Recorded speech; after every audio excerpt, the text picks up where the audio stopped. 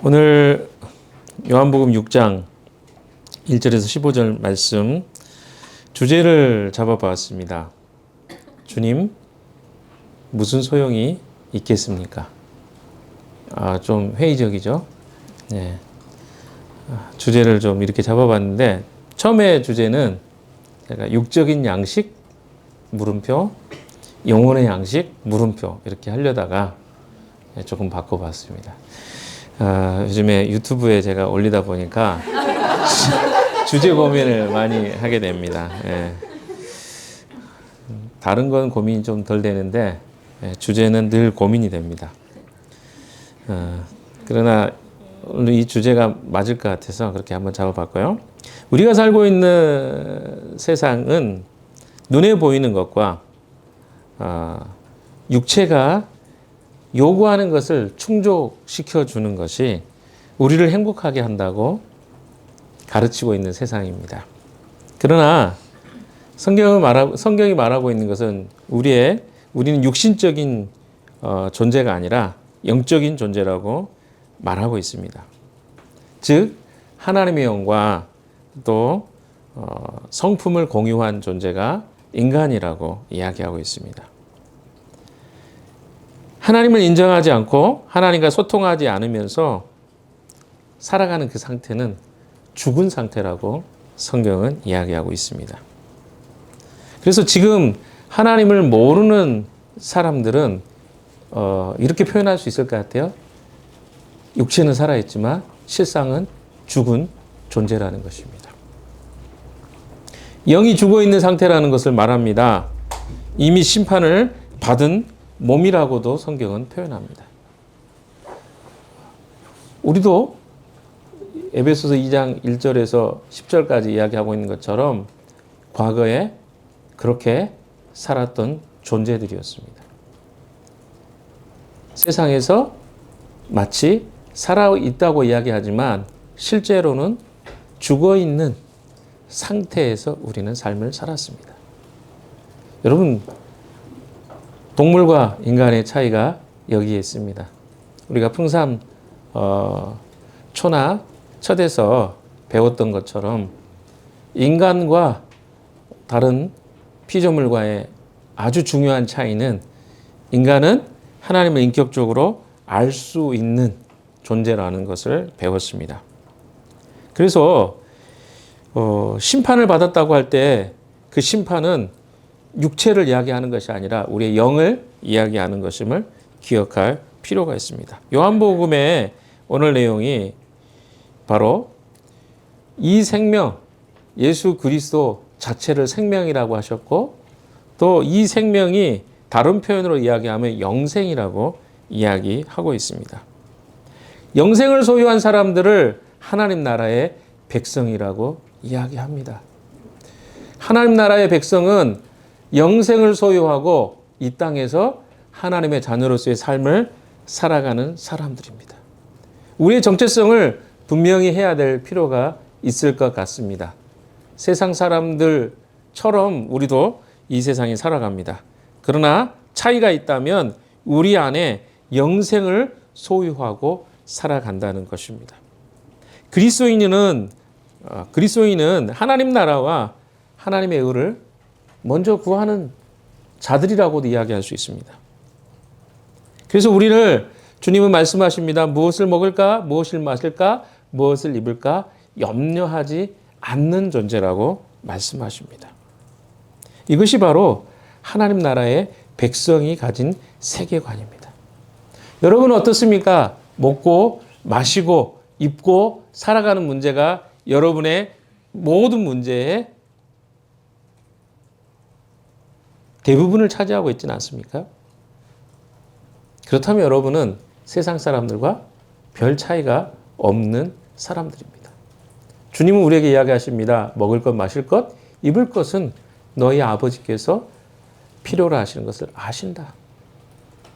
그러나 너희는 먼저 그의 나라와 그의 의를 먼저 구하는 삶을 살라고 말씀하십니다. 이것이 바로 하나님 나라의 백성의 세계관입니다. 단순히 믿느냐 믿지 않느냐의 문제가 아니라 생명과 사망이 결정되는 문제. 이게 바로 하나님 나라의 세계관이라고 할 수 있겠습니다. 오늘 그 이야기를 다루고 있습니다. 예수님이 오셨을 때, 특별히 오병이어의 기적이 행해졌을 때 많은 사람들이 예수님을 따랐습니다.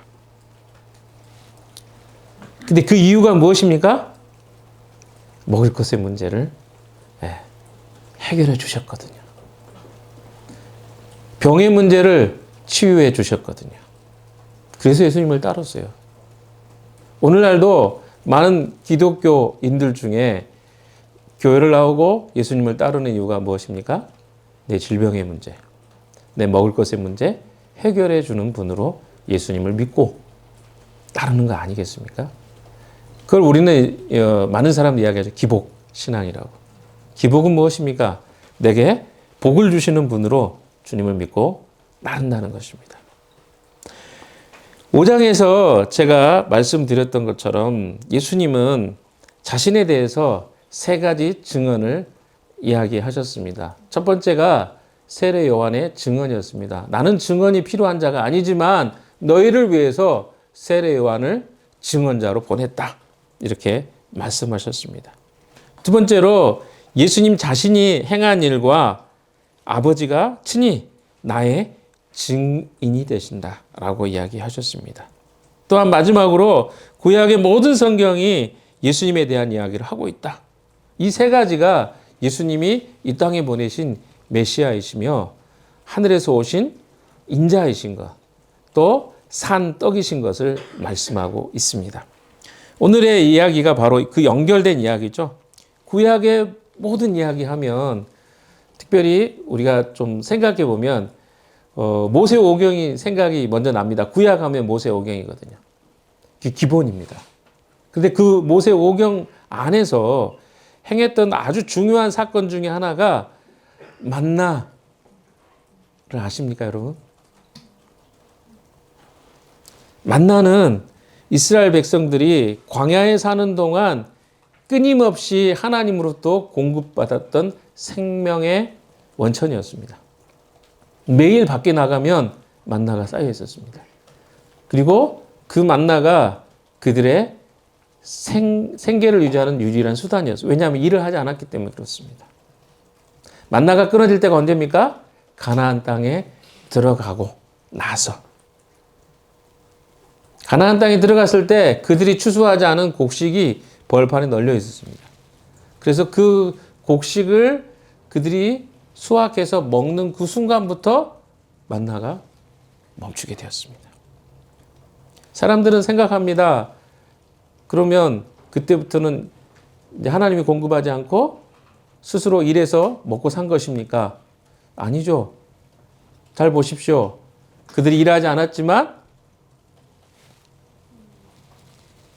그 벌판에 수확할 수 있는 밀은 누가 주신 것입니까? 그것도 하나님이 주신 것입니다. 여러분이 열심히 일해서 직장에서 돈을 버는 것 같지만 그 공급원은 누가 주시는 것입니까? 하나님이 주시는 것입니다. 그래서 이 만나 이야기가 구약에 아주 중요하게 나와 있는데 오늘은 이 오병의 이야기가 그 만나 이야기와 맞닿아 있는 것을 보게 됩니다. 요한은 이미 그 내용을 머릿속에 염두에 두고 이 내용을 기록했을 것입니다. 왜? 앞에 예수님께서 구약 성경의 중심이라고 하셨잖아요. 그 중심 중에서도 어떻습니까? 이스라엘 백성들에게 광야에서 수많은 사람들에게 하나님이 만나를 먹이신 것처럼 이제는 신약에 예수 그리스도가 직접 오셔서 그 백성들을 먹이는 사건이 바로 오병이어의 사건인 것입니다. 요한복음 6장에서는 예수님은 자기 자신에 대해서 증명해 보이십니다. 구약에 예언되어 있던 하나님의 메시아로서 아들로서 이 땅에 오셔서 그의 백성들에게 먹이시는 분, 단순히 물질적인 것만 먹이시는 분이 아니라 참 생명을 주시는 분이라는 것을 메시지하고 있는 본문이 바로 요한복음 6장입니다. 사람들에게 관심은 육체적인 생명의 밥이었지만 예수님은 영적 생명을 암시하십니다. 15절에 보시면 예수님이 그들을 떠나가셔요. 산으로 떠나가십니다. 홀로 되셔요. 그 이유가 뭡니까? 예수님이 주고 싶었던 것은 밥이 아니었어요. 육체적인 밥이 아니었습니다. 만약에 이게 목적이었으면 예수님이 계속 밥 짓는 일을 하셨겠죠. 그렇죠? 저는 과거에 CCC 간사로 있으면서 수련회 때 직접 10,000명분의 밥을 짓는 일을 했습니다. 나르는 일도 했고요. 힘이 좋아가지고 그때는 나르는 일을 했습니다. 그 팀장이었거든요, 제가. 근데 10,000명분의 밥이요, 어마어마하게 많습니다. 근데 여기에 나와 있는 본문의 이야기는 20,000명 정도 됩니다. 최소 10,000명, 많게는 20,000명까지 됩니다. 남자만 5,000명이니까요. 여기에 세지지 않는 아이들의 숫자와 여인들의 숫자까지 합치면 최소 10,000명, 15,000, 20,000명까지 될 수 있습니다. 굉장히 많은 수가 거기 몰려 있었어요. 그러니까 지금 본문의 이제 시작점들을 보다 보면 예수님이 지금 어디에 올라가십니까? 산에 올라갔다고 이야기합니다. 자, 보십시오. 6장 1절, 2절 한번 봅시다. 시작. 갈릴리 바다 곧 디베랴 바다 건너편으로 가시니 무리가 예수를 따라갔거든. 그들이 예수가 병자들을 고치신 표징들을 보았기 때문이다. 자, 3절에는 예수께서 산에 올라가서 제자들과 함께 앉으셨다. 오늘 본문의 내용은 뭡니까? 갈릴리 바다 옆에 있는 산에 예수님이 올라가신 거예요. 근데 사람들이요, 한번 생각해, 20,000명의 사람들이 그 뒤에 우르르 막 몰려가고 있는 거예요. 한번 상상을 한번 해보십시오. LPGA나 PGA 골프 하면 막 갤러리들이 막 따라다니죠. 그 수가 20,000명은 안 될 거예요. 그런데 어떻습니까? 예수님이 가는데요, 제자들이 뒤에 따르겠죠? 그 뒤에 사람들이 한 20,000명 정도 되는 사람들이 예수님이 가는 곳으로 막 따라. 근데 산으로 올라가니까 산을 타고 막 같이 올라가는 거예요. 이 장관을 한번 생각해 보십시오. 지금 난리가 났습니다. 왜 사람들이 예수님을 쫓고 있죠? 거기 본문에 보면 이렇게 표현되어 있어요. 2절에 다시 보시면 큰 무리가 예수를 따라갔다. 그것은 그들이 예수가 병자들을 고치신 표징들을 보았기 때문이다. 딱 나오죠.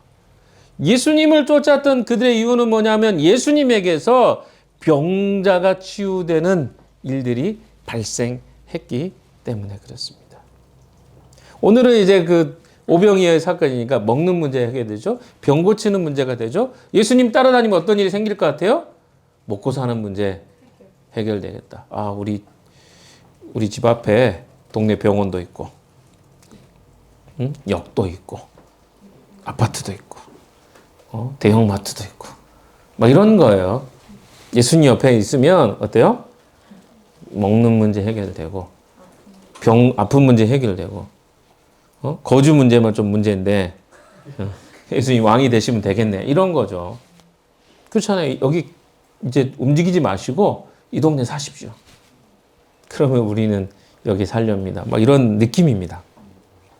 산으로 막 가는데 사람들이 어마어마하게 지금 따르고 있습니다. 그러니까 예수님의 제자들이 곳곳에 가서 전도를 했는데요. 병자들이 막 고쳐집니다. 소문을 듣게 된 거예요. 예수님이 고치신 것도 많지만 제자들도 많이 했거든요. 그러다 보니까 그 제자들이 이 정도 능력이면 예수님은 더 큰 능력이 있겠네. 그 막 사람들이 막 소문이 막 이 동네 정도 동네 그 뒤에 아마 제가 여기 표현되어 있지 않지만 병자들이 엄청나게 많이 따랐을 거예요. 그래서 막 저는 사람들이며 막 옆에서 부축해가지고 산까지 올라가는데 얼마나 힘들었겠어요. 지금 이런 일들이 지금 막 발생합니다. 갈릴리 호수 옆에 그 산에 사람들이 아마 새카맣게 올라가고 있는 장면을 상상해 보십시오. 왜 그들이 찾아왔다고요? 예수님에게서 뭔가 자기들이 원하는 것들을 얻고 싶어서 지금 예수님을 따르고 있는 것입니다. 지금 요한은 그들이 예수님을 따르는 이유가 영생을 위해서가 아니라 단순히 예수님으로부터 무엇인가를 얻을 수 있는 유익이 있었기 때문이라고 이야기하고 있는 것입니다. 무리는 끈질기게 주님을 따라다녔습니다. 마치 파파라치처럼. 여기에 시제가 미완료 시제예요. 따라다니는데 계속 따라다녀요. 예수님 피곤하셨을까요? 가는 곳마다 예수님 나 좀 고쳐주십시오. 뭐 해주십시오. 뭐 해주십시오. 이런 이야기를 하는 것이죠. 병든 자들을 고쳐준 이유 때문에 그들은 예수님을 따르고 있었습니다. 예수님에 대한 이해가 여기 있어요. 그들은 예수님을 누구라고 이해해요? 병 고치신 분. 이렇게 이해를 하고 있습니다. 그러나 예수님은 그런 구원자가 아니셨습니다. 15절에 보시면 예수님은 오병이어의 기적을 베푸신 후에 자리를 떠나셨습니다. 무엇입니까? 예수님이 오신 이유는요, 그들 밥 먹이는 일을 위해서 주방장으로 이 땅에 오신 게 아니거든요. 4절에 이 사건의 의미가 조금 나옵니다. 예수님이 왜 이런 일을 행하셨는가? 4절 한번 읽어봅시다. 시작. 마침 유대 사람의 명절은 유월절이 가까운 때였다. 자, 우리는 6월절이 이제 6월절이라는 단어가 들리면요, 자동스럽게, 자동적으로 어린 양의 피로 이스라엘이 구원받았던 날, 예수님이 십자가에 못 박히셨던 날 기억나셔야 돼요. 6월절이라는 말이 딱 거기 들어가요. 요한이 의도적으로 집어넣은 거예요. 6월절 절기와 이 사건은 연관이 있다는 거예요. 예수님이 왜 이 땅에 오셨는지에 대한 것들을 언급하고 싶은 거예요. 자, 그 이야기는 이따가 6월절에 왜 그런 일을 행하셨을까는 나중에 조금 보겠습니다. 자, 5절 읽어봅시다. 시작. 예수께서 눈을 들어서 큰 무리가 자기에게로 모여드는 것을 보시고 빌립에게 말씀하셨다. 우리가 어디에서 빵을 사다가 이 사람들을 질문을 잘 들으십시오. 예수님이 빌립에게 뭐라고 물어보십니까? 어디에서 빵을 사다가 이 사람들을 먹이겠느냐. 질문이 뭐예요? 어디에서. 그렇죠? 근데 여기 먼저 생각해야 될 게, 다른 본문이나 이렇게 보시면 여기에 모인 수가 어때요? 10절에 보시면 나오죠? 남자의 수가 5,000명쯤. 계산해 보면 몇 명 정도 된다고요?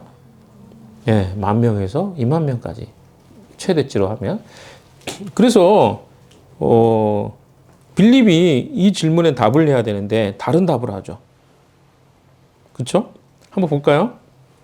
7절 시작. 빌립이 예수께 이렇게 대답하였다. 이 사람들에게 모두 조금씩이라도 먹게 하렴. 예수님은 뭐라고 물어보셨어요? 어디서? 근데 왜 빌립은 이렇게 답을 했을까요? 네? 아니, 예수님, 어디서 구입하는 건 둘째 치고 돈도 없는데 왜 장수를 물어보십니까? 안 된다고요. 이게 지금 이야기예요, 사실은. 예수님 현실을 좀 직시하십시오. 제가 예수님 옆에 오랫동안 따라다녔지만 이런 일은 없었잖아요.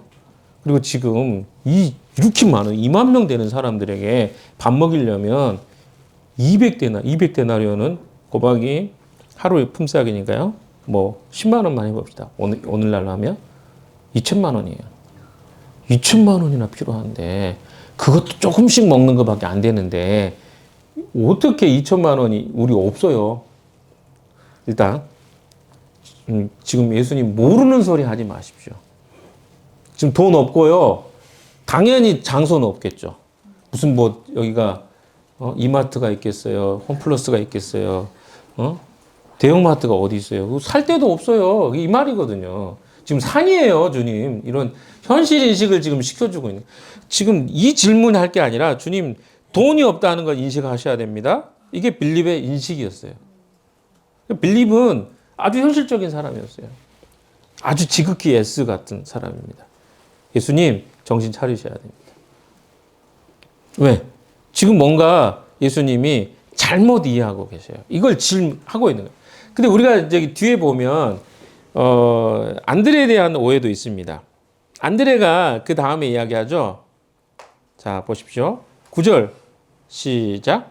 여기에 보리떡 5개와 물고기 2마리가 가지고 있는 한 아이가 있습니다. 그러나 이렇게 많은 사람들에게 그것이 무슨 소용이? 제가 여기서 주제를 잡았어요.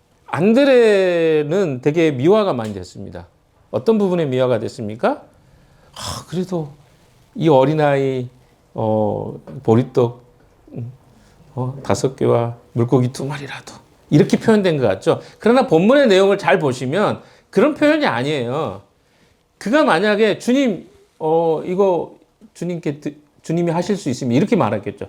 이걸로 주님은 이 사람들을 먹이실 수 있을 겁니다. 이렇게 말했을 건데 그가 하는 말이 뭡니까? 근데 제가 수소문에 보니까 이 물고기 2마리와 보리떡 5개를 가진 이 아이가 전부인 것 같은데요. 근데 이거 갖고 뭐 어떻게 하라고요? 안 될 것 같은데요. 그러니까 다른 형태예요. 빌립의 다른 버전입니다. 빌립은 뭘 이야기했어요? 돈이 없어요. 장소는 불구하고 돈이 없어요. 주님 안 됩니다. 빨리 지금 어때요? 흩어지게 가서 집에 가서 밥 먹고 오라고 하십시오. 이거거든요. 두 번째, 안드레는 뭡니까? 주님, 제가 수소문해 갖고 열심히 찾아봤는데요. 이거밖에 없어요. 근데 이게 무슨 소용이 있겠어요? 무슨 소용이 있겠습니까? 이게 지금 안드레의 이야기예요. 그럼 안드레 믿음으로 이야기한 겁니까? 아니에요. 우리가 상식적으로 봐도 이건 믿음이라고 할 수는 없는 이야기입니다. 왜? 그것이 무슨 소용이 있겠습니까? 우리 이야기 아닙니까? 우리가 그리스도인으로 이 땅에 살아가면서 너무나 많이 하는 이야기가 뭡니까? 주님, 안 될 것 같은데요? 아니, 주님 말씀하신 대로 제가 해봤는데요. 안 되던데요? 아니, 저한테 뭐가 도움이 됩니까, 주님? 이 세상에 먹을 것, 마실 것, 입을 것 걱정하지 하지 말라고 하셨는데, 말씀은 그렇게 하셨는데, 세상의 현실은 다릅니다, 주님. 세상을 좀 똑바로 보고 이야기하세요. 이렇게 우리가 주님 앞에 항변하고 있지는 않나요? 저는 이 이야기를 들으면서 생각하면서 이게 먹는 문제 말고도 수많은 문제에 대해서 주님 앞에 우리는 항변하고 살아갑니다. 주님, 너무 오래전에 주님 약속하셔서 그 내용을 잊어버리셨는지 모르겠는데 주님, 안 돼요. 2024년에는 안 됩니다. AD 30년경에는 됐을지 모르겠지만 지금은 벌써 2000년이 지났는데 무슨 소리입니까, 주님? 이렇게 이야기하고 있는 거예요. 그게 무슨 말이에요? 안 된다는 것을 찾는 게 우리는 너무 익숙해요. 왜 안 된다고 생각할 수 있을까요? 안 되는 이유를 찾는 거죠. 근데 그것은 이해는 됩니다. 왜 이해가 됩니까? 우리의 눈과 시각으로는 안 되게 돼 있어요. 경험적으로 안 되잖아요. 그러니까 주님의 관점으로 주님의 나라의 세계관으로 바라봐야만 보이는 것들은 우리의 경험과 우리의 세계관으로 보이지 않는 게 맞습니다. 주님은요, 이것에 대해서 이런 방구 반응하지 않으십니다. 어떻게 하십니까? 전혀 어떤 이야기도 안 해요. 그냥 주님이 어떻게 하십니까? 행하십니다. 자, 예수님께서 어떻게 하셔요? 11절에 같이 읽어봅시다. 시작. 예수께서 빵을 들어서 감사를 들으신 다음에 만진 사람들에게 나누어 주시고 물고기도 그와 함께 찢어 그들이 원하는 대로. 주님은 어떤 이야기도 안 하셔요. 그냥 어떻게 하십니까? 행하십니다. 근데 여기서 우리가 하나 조금 살펴야 될 내용이 있습니다. 예수님이 빌립에게 물어보시기 전에 6절을 한번 봅시다. 시작. 예수께서는 빌립을 시험해 보시고자 이렇게 말씀하신 것. 예수님께서는 자기가 하실 일을 잘 알고 계십니다. 자, 요한이 이야기를 하는데 이게 뭡니까? 무슨 시험을 하려고 했을까요? 시험이라는 것은 이유가 있잖아요. 왜 예수님은 빌립을 시험하셨을까요? 여기에 안드레도 포함될 겁니다. 이미 주님은 자기가 어떤 일을 하실 것을 알고 계셨어요. 그럼 미리 알려주면 되잖아요. 안 알려주셨어요. 왜 그렇게? 여기 오늘 본문의 중요한 내용입니다. 예수님은 대체 왜 무엇을 시험하기 위해서 이런 일을 행하셨을까요? 미리 알려주셨으면 되잖아요. 안 알려주셨어요. 알려주지 않았던 이유가 있습니다. 왜? 그들의 믿음이나 예수님을 쫓고자 따르는 사람들의 믿음이나 상태가 똑같았어요. 동일했습니다. 예수님의 제자들도 예수님 옆에 있었지만 아직 그들의 믿음과 그들의 시각이 세상의 시각에서 바뀌지 않았어요. 15절의 이야기를 잘 보십시오. 왕 삼고 싶었어요. 예수님을 왕으로 삼고 싶었어요. 십자가에 못 박기 전까지도 제자들은 어땠어요? 예수님이 왕이 될 거로 생각했어요. 세상의 왕으로. 정치적인 메시아, 경제적인 메시아로 이 땅에 오실 것이 그들이 알고 있었던 생각이었습니다. 그 안에서 그들은 모든 것을 판단하고 살았습니다. 그러니까 예수님이 하나님이 구약에서 약속하고 있었던 그 메시아라는 사실이 아직 그들에게는 어때요? 이해되지 않았습니다. 이 이해를 가르쳐 주고 싶은 거예요. 근데 먼저 가르쳐 줘 버리면요, 쉬운 거예요. 여러분, 제가 요즘 유튜브 관련해서 아침마다 이제 메시지를 올립니다. 근데 상은 자매가 저한테 가르쳐 줬어요. 근데 막 너무 빨리 가니까 제가 못 잡겠더라고요. 그냥 막 이렇게 하면 돼요? 이렇게 혼자 이제 하려고 하는데, 이거 어떻게 하지? 이게 뭐냐면, 내가 직접 해보지 않고 경험해보지 않으면 가르쳐 준다고 그래서 그게 아는 게 아니에요. 사람이 그렇더라고요. 누군가에겐 되게 쉬운데 그거 쉽지 않습니다. 무슨 말입니까? 예수님이 가르쳐 주시는 건 뭐냐면 그 과정을 통해서 그들의 믿음이 성장해 가기를 원했던 것입니다. 어떤 책망도 하지 않습니다. 왜? 그들이 어떤 상태인지를 아셨기 때문에 그래요. 그리고 뭡니까? 조용히 보여주시는 거예요. 뭘 보여주십니까? 예수님이 어떤 분인가를 그들은 몰랐어요. 아, 이런 능력을 행하실 수 있는 분이구나. 만약에 질문이, 예수님이 질문이 뭐였어요? 여기 보세요. 빌립에게 물어보셨잖아요. 응? 어디에서 빵을 사다가 이 사람들을 먹이겠느냐? 예수님의 답의 핵심은 뭐였습니까? 정답은? 예수님이 이들을 먹이실 수 있습니다. 이거였어요. 근데 그 빌립은 아직 거기까지 나아가지 못한 거죠. 빌립의 생각은 뭐였어요? 사서 먹여야 되는데 돈이 없다는 것이 그가 생각할 수 있는 전부였어요. 그러나 예수님은 뭡니까? 내가 이들을 먹일 수 있는 존재다. 라는 것이었죠. 또한 예수님은 왜 그러면 그들을 먹이셔야 됐죠?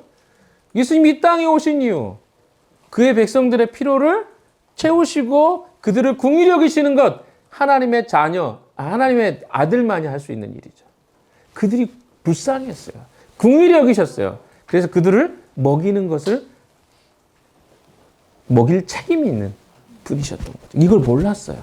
아, 예수님이 그런 마음을 가지고 계신 분이 이건 몰랐고요. 예수님이 그런 능력이 있는 것도 몰랐고요.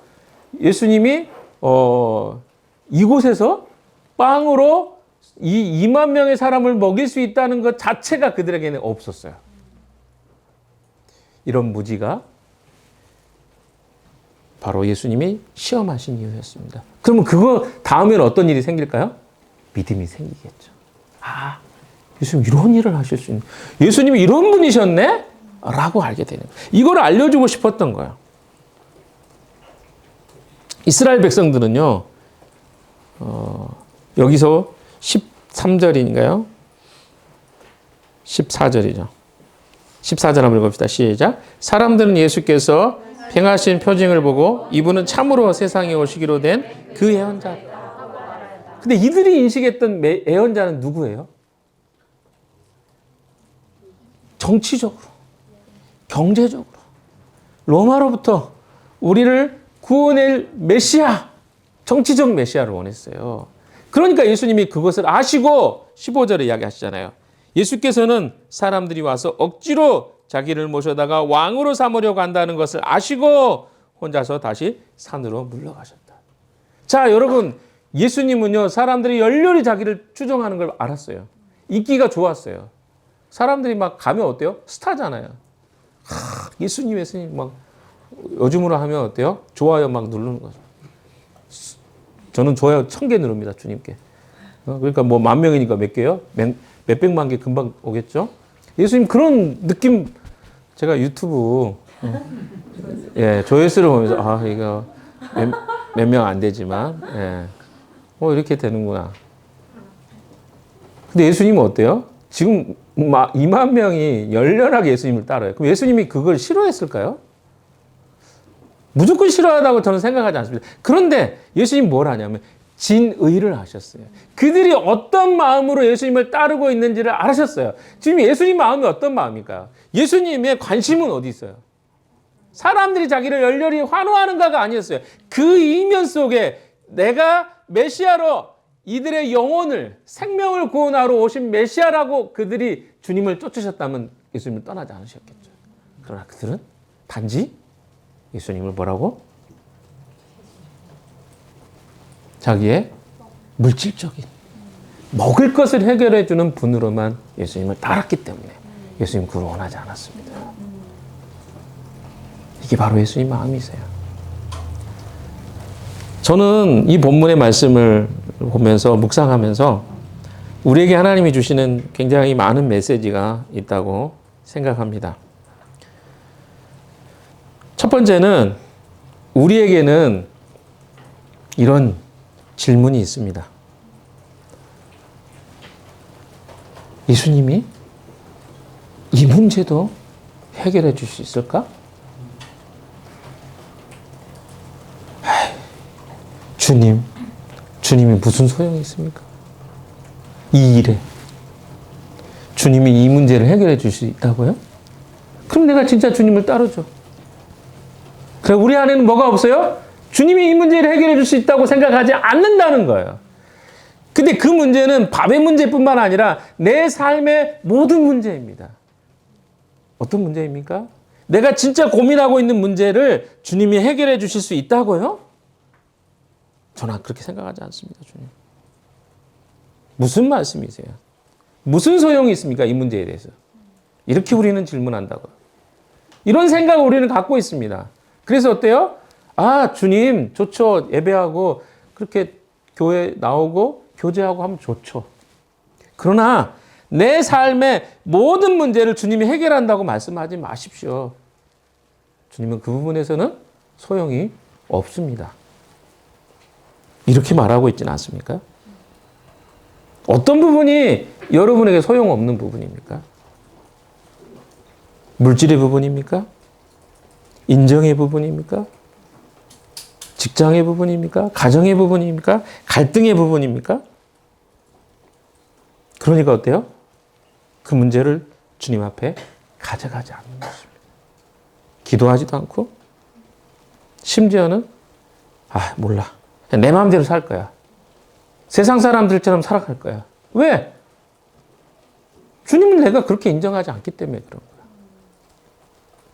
거야. 내가 살아보니까 그냥 주님 없이도 살겠는데요? 이런 질문하지 않습니까, 여러분? 우리는 그렇게 살았어요. 그게 익숙한 존재들입니다. 그래서 어때요? 빌립이 예수님을 그렇게 따랐지만 그 옆에서 하는 이야기가 뭡니까? 예수님, 말도 마십시오. 우리는 2천만 원도 없어요, 주님. 아니, 100만 원도 없어요. 어떻게 이 사람들을 다 먹인다고요? 예수님이 어떻게 하실지도 알고 물어보셨는데 빌립은 그렇게 대답하고 있습니다. 주님은 내 인생의 문제에 대해서 알고 계세요. 해답을 알고 계세요. 그런데 어떻습니까? 우리는 주님 앞에서 주님, 무슨 소용이 있습니까? 이거 안 된다니까요, 주님. 불가능합니다. 저에게 자꾸 요구하지 마세요. 이렇게 주님 앞에 답변하고 있지는 않습니까? 주님 우리에게 가르쳐주고 싶어 하십니다. 네가 직면하고 있는 모든 문제 내가 해결할 능력이 있는 존재야. 만약에 네가 나를 믿고 맡기기만 한다면, 나를 그렇게 인정할 수만 있다면, 그것이 바로 주님이 우리에게 말씀하고 있는 메시지이십니다. 여러분은 어떤 문제를 주님께 맡기지 못하십니까? 인간적으로 우리 삶에 반복해서 실패했던 경험이 있는 사람은요, 또 다른 그 문제를 직면하게 됐을 때 그 문제를 쉽게 도전하지 못합니다. 마치 제가 여러 차례 이야기했지만 그 컵 안에 벼룩이 갇혀 있죠. 그러다가 1m까지 뛸 수 있대요. 벼룩이 1m면 어느 정도 이 정도 뛰죠. 바닥에서 벼룩이 뛰면 1m까지 뛸 수 있대요. 그런데 어때요? 컵 안에 한 열흘만? 아니 20일만 가다 두면 어떻게 돼요? 지가 머리를 막 벽에다 부딪히고 하다 보니까 아프니까 그 다음에 어때요? 뛸 수 있는 힘이 있지만 안 뛰는 거예요. 그 사람 뚜껑을 열어놔도 그 다음부터는 못 뛰어나갑니다. 뭐 코끼리 이야기도 알잖아요. 코끼리 새끼를 어떻게 합니까? 요게 아닙니다. 네, 발을 쇠사슬을 묶어 놓습니다. 어렸을 때부터 계속 묶어놔요. 그럼 어떻게 해요? 등치가 커졌는데도 여전히 자기가 코끼리 새끼인 줄 알아요. 그래서 어때요? 힘 한 번 쓰면 되는데 힘을 안 쓰게 돼요. 우리가 그리스도인으로 예수님을 만났어요. 예수님이 어떤 분인지 알게 됐습니다. 그러나 여전히 우리는 무슨 생각을 갖고 있어요? 과거에 내가 예수님을 몰랐을 때 삶의 영향을 받다 보니까 주님이 우리에게 내게 능력 주신 안에서 내가 모든 것을 할 수 있다. 주님 말씀하시잖아요. 주님 안에서 우리는 모든 것들을 가능하다고 말씀하시는데 주님 안 됩니다. 저는 불가능합니다. 저는 안 됐어요. 안 될 거예요. 더 이상 요구하지 마세요. 저 그냥 이렇게 살래요. 노예로 살겠습니다. 그냥 이렇게 살면 안 돼요, 주님? 이렇게 항변합니다. 이게 우리의 모습 아닙니까? 주님은 여러분을 변화시키고 주님의 사람으로 바꾸어가고 싶어 하셔요. 여러분 인생 전체에 대해서 주님은 계획을 갖고 계십니다. 플랜을 갖고 계세요. 그런데 주님, 그냥 저 혼자 내버려 두시면 안 될까요? 제가 알아서 살게 내버려 두세요, 제발. 이게 우리의 모습 아닙니까? 그게 편하잖아요.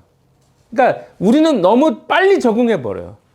노예로 살았던 이스라엘 백성들이 광야에 나오니까 무슨 이야기를 합니까? 노예로 살 때가 좋았는데 그때는 매는 맞았어도 고기는 먹을 수 있었는데 이게 우리의 생각이에요.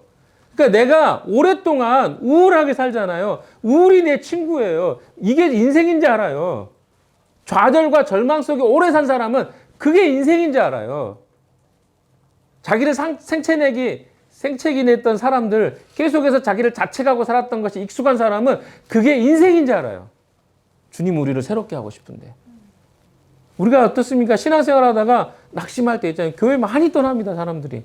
엄청나게 떠나요. 가난한 성도가 많아요. 근데 왜 나갔을까? 다 상처받은 거예요. 어느 순간에 상처받았어요. 그래서 주님을 떠나갔습니다. 그리고요, 다시 신앙생활하기 어렵습니다. 왜 어렵죠? 그 경험이 나를 계속해서 억제해내는 거예요. 어떻게? 좋지 않았던 경험이. 해봤자 이럴 거야. 이게 우리 삶에 너무 많아요. 여러분, 슬픈 일입니다. 주님은 우리를 온전하고 새롭게 하기를 원하시는데 우리는 뭐라고 해야죠? 계속해서 거부하고 있어요. 주님 안 됩니다. 이래서 안 되고요. 저래서 안 됩니다. 무슨 소용이 있습니까, 주님? 주님이라고 별 수 있으세요? 이게 우리 경험이에요. 그러니까 우리 안에는 주님을 믿는 것보다 어떤 게 확신이 많냐면 주님 믿을 수 없습니다라는 확신이 훨씬 강합니다. 그래서 어때요? 주님을 따르지 않는 거야. 사랑하는 여러분, 우리의 삶에 주님은요, 진짜 주인 되고 싶어 하셔요. 그리고 우리를 완전한 대로 나아가길 원하십니다. 우리를 완전하게 바꾸어 놓기를 원하세요. 우리가 주님을 닮길 원하십니다. 그래서 내 안에 주님을 닮지 않은 영역들을 바꾸어 놓고 싶어 하십니다. 지금도 주님은 그 작업을 하셔요. 여러분, 내가 건강해지는데 힘듦이 없겠습니까? 어려움이 없겠습니까? 가만히 있으면 편하죠. 그러나 건강은 좋아지지 않잖아요. 너무 잘 알잖아요. 그러나 우리는 여전히 운동하고 싶지 않습니다. 어제도 아내가 산책하자고 하는데 싫어. 안 갈까요? 알아요. 뭘 압니까? 운동해야 되는 거 알아요. 근데 하기 싫은 거예요. 이게 우리 싸움 아닙니까? 그래서 어떻게 해야 돼요? 억지로라도 끝까지 안 갔습니다, 어제. 이게 문제죠. 그러니까 우리는 안다고요. 건강해지는 게 뭔지 아는데 하기 싫은 거예요. 근데 여러분 한번 진짜 곰곰하게 생각해 봅시다. 뭐 그런 문제는 그렇다. 영혼이 달려 있는데 그냥 내버려 두시겠습니까? 그냥 사실래요? 그렇게 하다 가시겠습니까? 내버려 두세요, 주님. 저 알다 죽을게요. 이게 뭡니까? 이건 아니잖아요. 사랑하는 여러분, 내가 주님 앞에 내려놓지 못하고 저항하고 있는 게 있습니까? 건강하게 여러분이 되어지기 위해서 누군가가 여러분을 돕고 있는데 노하고 있지는 않습니까? 왜 그렇게 노하세요? 한번 진짜 진지하게 고민해 보세요. 이 문제가 바뀌면 여러분이 어떻게 될 것인가? 건강해지는 쪽으로 선택하십시오. 사람이 변화를 겪는 데는요, 에너지가 필요해요. 근데 혼자는 못해요. 그래서 누가 필요해요? 옆에서 땡기면 그냥 따라가시면 되는데 그것도 가기 싫어서 어때요? 주저앉고 있잖아요. 적어도 여러분이 엉덩이를 뒤로 빼지만 않으면요, 앞으로 갈 수 있습니다. 사랑하는 여러분, 누군가가 여러분을 건강한 쪽으로 밀어주잖아요. 뒤로 빼지 마세요. 어떻게 하라고요? 그냥 앞으로 못 이긴 척하고 슬쩍 가면 돼요. 혼자 하는 그거 무게를 감당할 수 없습니다. 그 헬스 크리스탈이 몇 번 이야기했죠. 헬스장에 가서 저는 그거 별로 진짜 안 좋아하거든요. 바벨 드는 거. 근데 이 바벨 들다가 어느 정도 횟수가 다 들으면 힘이 쫙 빠지잖아요. 그때 살짝 누군가 손가락 하나라도 올려주면 어때요? 올라가요. 그 역할을 우리가 옆에 사람들 해주면 그냥 모른 척하고 해주세요. 욕하지 마시고. 하기 싫은데 꼭 하라고 했다고. 여러분의 건강을 위해서 누군가가 그런 일을 해주는 사람도 있을 때 기꺼이 그냥 따라가세요. 그러면 사는 거예요. 친구 따라 강남도 가고 천국도 갑니다. 아세요? 내가 혼자 주저앉아서 앉아있다고 여러분이 누가 돕지 않으면요. 어때요? 계속 그 자리에 앉아있어요. 본성입니다, 인간은. 그래서 불편한 것을 선택하셔야 돼요. 이번 한 주 동안 여러분의 불편함이 있더라도 누군가가 영적으로 혹은 육체적으로 건강한 권면을 하신다면 어떻게 하라고요? 그냥 못 이긴 척 따라 하십시오. 그러면 어떤 일이 일어날까요? 여러분 인생의 변화가 생겨요. 여러분 주변에 조금 여러분을 뭐 완전히 멱살 잡고 끄는 사람은 아니어도 팔을 옆에 부추겨주고 이끌어준 사람이 있으면 축복입니다. 인생은 다 그렇게 사는 거예요. 혼자는 못 삽니다. 옆에서 살짝 거들어줄 때 어떻게 하라고요? 못 이긴 척 일어서 보세요. 따라가 보세요. 해보세요. 변화가 생깁니다. 건강해질 겁니다. 우리가 안 된다고 말하지 마시고 그 안 된다는 이야기는 우리 수도 없이 들었잖아요. 세상은 하나님의 방식과 하나님의 가치관으로 바라보지 않습니다. 그러니까 그게 안 된다고 이야기할 수밖에 없어요. 우리는 어떻게 한다고요? 하나님의 가치관으로 순종하고 순응하기 위해서는 기꺼이 어려운 것도 선택하셔야 돼요. 이 한 주간 특별히 수련회도 있고 그런데요. 건강한 선택들 잘 하십시오. 못 이긴 척. 수련회도 못 이긴 척 그냥 오세요. 밀면 아유 가기 싫은데 하면서 옷 입고 따라 나오면 돼요. 원래 그렇습니다. 공동체가 그렇게 하면서 사람이 건강해져요. 그리고 어때요? 하기 싫은 거 하라고 할 거예요. 하기 싫은데 꼭 뭐 시키더라. 그냥 하세요. 못 이긴 척. 그럼 다 해요. 저도 그렇게 해서 여기까지 왔어요. 아세요? 사랑하는 여러분, 한 주간 동안 주님이 여러분에게 원하시는 어떤 것들 요구하실 때 한번 못 이긴 척 따라해 보십시오. 그리고 여러분의 조그마한 의지, 일이라도 있으면 움직여집니다. 왜? 주님이 다 하셔요. 우리가 못하는 거. 그래서 어때요? 주님 먼저 보여주시고 가르쳐 주시고 손잡고 이끌어 주십니다. 한 주간 동안 그 주님 붙잡고 승리한 여러분 되시기를 주님의 이름으로 축원합니다. 기도합시다. 하나님, 주님은 우리에게 선한 것들 늘 허락해 주셨고 또 지금도 좋은 것으로 주시는 분이신 것을 믿습니다. 주님 내게 무슨 소용이 있습니까? 주님이 이렇게 고백했던 우리들이 이제는 주님 나를 불쌍히 여겨 주시옵소서라고 하는 기도로 바뀌게 해 주시옵소서. 한 주간도 주님과 동행하는 저들 되기를 소망합니다. 예수님 이름으로 기도했습니다. 아멘.